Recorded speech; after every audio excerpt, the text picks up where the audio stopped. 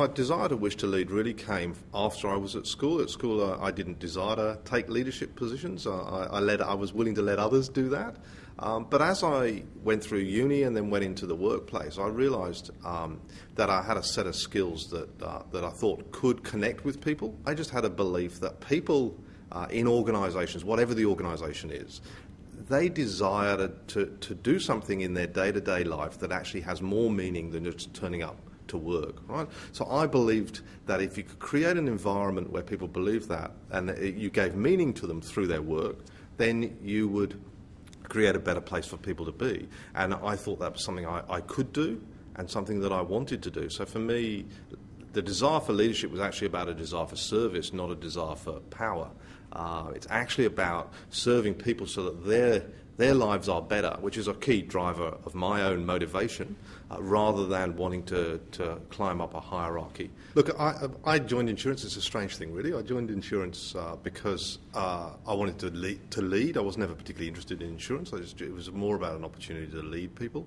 And so in my early years, I was particularly hunting out people who I thought had great leadership skills. I was fortunate enough to work with some great leaders. I remember working with a particular, I worked for the managing director for a couple of years, who was driving change through the organisation and looking at the way that he managed that change, both the way that he communicated a compelling vision to people right through the organisation and was able to touch the hearts of people right at the front line, and yet at the same time was able to drive senior management. So he was able to juxtaposition the communication to both senior management and get them on the same page, and at the same time express a compelling vision to people that made them think that actually life was going to be better and life was going to change, and that life for the organisation and for them personally was going to be better. And I learned that how unbelievably powerful that is when a leader can create that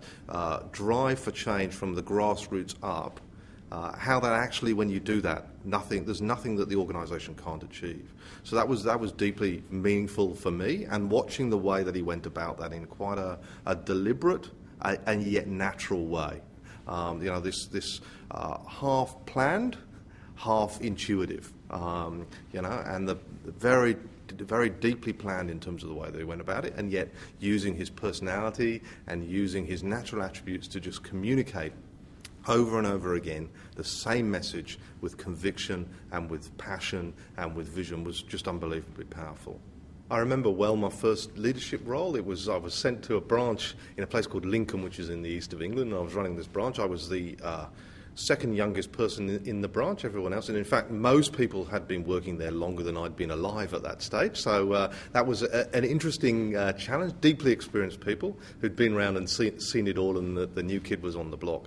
But it was the best place, to learn leadership, because I learned, you had the safety net of having really experienced people, and if you trusted them as being experienced rather than being dyed in the wool, they supported you. And I also learned that actually if you treated people the way you wanted to be treated yourself, that actually they would come along and they'd help you and they'd support you, and they wanted you to be successful as much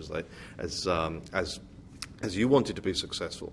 And I remember stories of talking. I remember talking to a lady there who'd been working there 25 years. I asked her a question, and she said, "You're the first manager to ask me an open question in 18 years, And so it was just illuminating to see how the basics of leadership and treating people properly and well and involving them and communicating with people actually change people, even though they had a deep experience. And that was very formative to me. I made some mistakes, I stuffed up along the way, but fortunately people were generous enough to cut me some slack and to help me and to give me feedback, and that's the great thing about working with an experienced team, is that if they see your intention is genuine and they see that you're genuine, then they'll cut you a lot of room for mistakes, because people don't expect perfection. They do expect integrity, and they do expect honesty, and they do expect an ability to take feedback. And if you can create that, then